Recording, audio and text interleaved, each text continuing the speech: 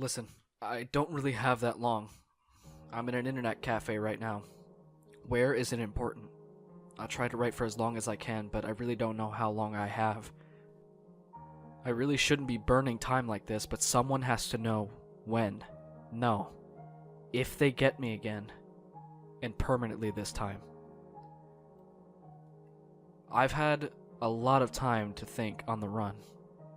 It's not really that exciting, trust me. 99% of the time is spent in a state of nervousness, looking over my shoulder or jerking away in the middle of the night at some imagined noise.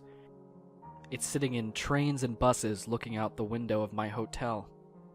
I figured out that it all started on the 26th of January, 2015 in New York City. You probably remember if you lived in the Northeast.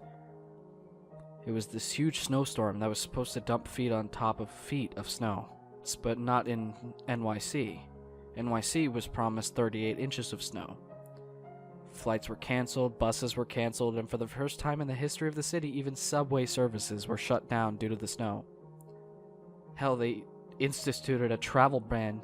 You couldn't take your car out in the streets or take a cab or Uber or Lyft of any of that. The city was prepped for a major storm. You want to know, when all was said and done, what the snow total was in the Central Park? 5 inches. The meteorologists all talked about how fortunate we were and how the storm pulled back at the last instant. They talked about how lucky New York was. Let me tell you, it's all bullshit. New York was never going to get that much snow. It was an excuse to keep as many of us on the streets as possible. Of course, they couldn't get everyone. Some people were daredevils. Some people were daredevils. Some were meteorologists. Some were young. Some were hungry. So, it was 3:07 a.m. January 27th that I woke up with a rumbling stomach in my apartment in Greenwich Village. My roommates were soundly asleep, but as much as I tried, I couldn't. There was, of course, nothing in the fridge, so I decided, fuck it. Throw on a jeans, snow boots, and thick coat and step out onto the streets. I stepped out onto the streets and stopped for a moment. They're completely deserted, but the snow is surprisingly light. I begin to head to this Vietnamese place I know is open all hours of the day. A cute girl who worked there had often bragged to me about how they hadn't closed in the last 23 years. I hoped she was the only one who was on the shift. And so it was these thoughts that I stepped onto the university place, turned towards Washington Square Park, intending it was a small park, pretty tame, and its dominating feature was a massive white arc. I remember the scene with perfect clarity. It has been burned in my memory. The orange lights and the snow gave the arc an eerie, almost ghostly image, as if I was watching the whole scene through some sort of translucent film. Above the arc, I could make out faint lights belonging to the skyscrapers further downtown, and directly under the arc, there were 3 figures huddled together. One day I'll commission a painting to get that scene down on canvas. One day. Anyways, I froze for a moment, but they hadn't seen me. I exhaled and continued walking. One of the big rules of New York, mind your business, so I put my head down and stuffed my hands in my coat and continued to walk towards the park. I moved to the side of the arc and passed them, no big deal. Freezing and walking away would just make them suspicious. Still, I watched them from the corner of my eye. They were so absorbed in their conversation they didn't even notice me as I walked past the arc and into the park proper. I breathed a sigh of relief and looked up. It still wasn't snowing too hard, but visibility was still pretty limited. I couldn't see anything of the skyline. I frowned. I'd just been able to make out the skyline when I first spotted the people from the distance, and then I made the mistake that doomed me. I turned around. I was only 100 feet or so away, and I looked properly at the lights. They weren't on some distant building, they were above the arc. The lights were of some sort of ship floating above the arc. I must have gasped out loud because immediately the 3 figures immediately whirled towards me. Again, I noticed things about them that I hadn't before. One was a woman, and there was 2 men, The men were wearing fur-lined jackets, but the woman was wearing jean shorts and a tank top. It was like 20 degrees out.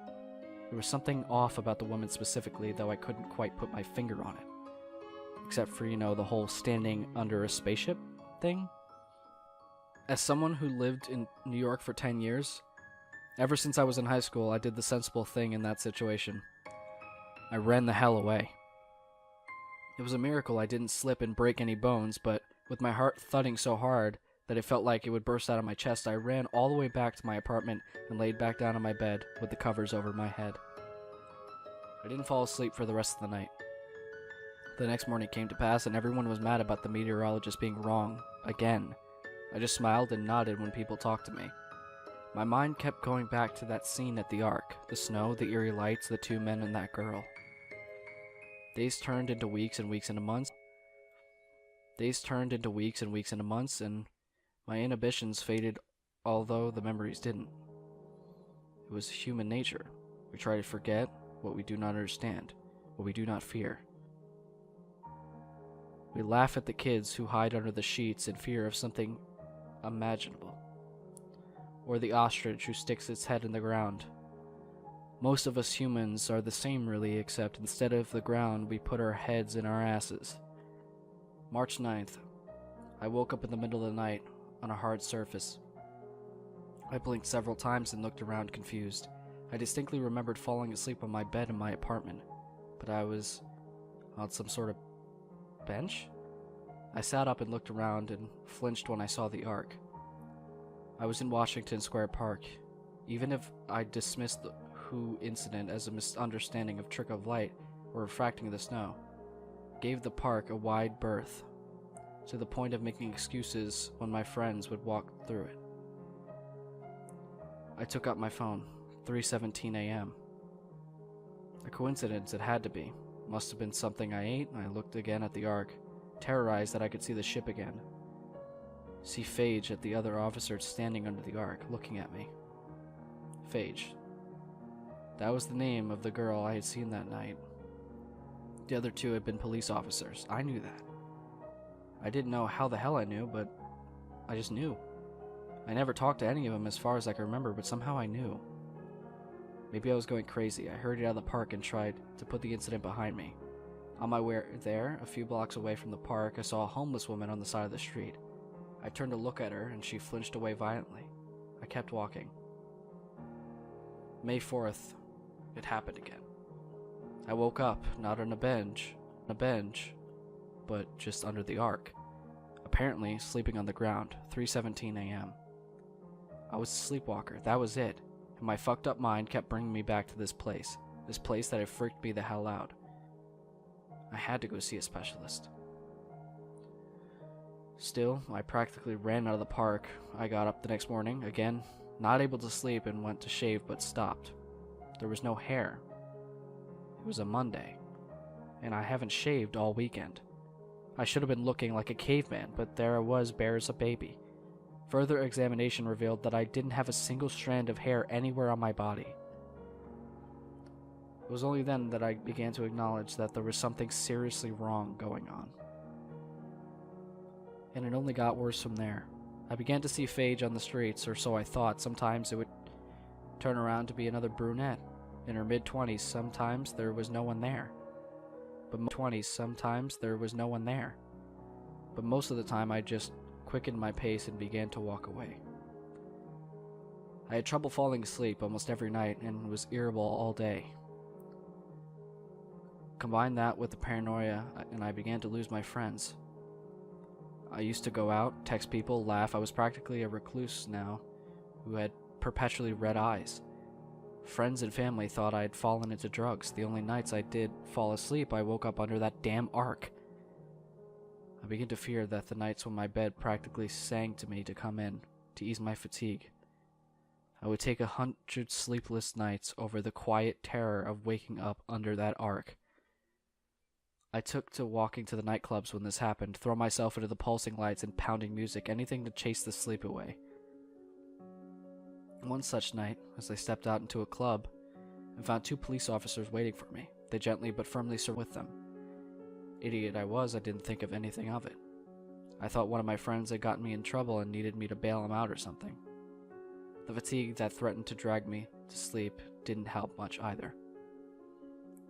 The officers had led me to a stark room with a metal table and a chair. Was I a suspect, a witness perhaps? The full implications of what was happening slapped me across the face when the door opened, and then Phage walked in. I got up so fast that the chair fell below me. This wasn't real. She wasn't real. It was one thing to imagine the woman who had haunted my sleeping and waking hours, but to actually see her again? Adrenaline raced through my body, and my nerves screamed to me to move, to fight, to do something. Phage smiled at me, her pale lips forming a thin line. She was wearing the same exact outfit she was wearing that night. And that night, the light yellow tank top and jean shorts. That was when I realized what was off about her. The thing I couldn't put my finger on. It was her skin. People have slight folds or a bit of fat. If they're toned or gaunt, but Phage's skin was stretched. It was like a canvas that was too strained by whatever was under it. I took a step back.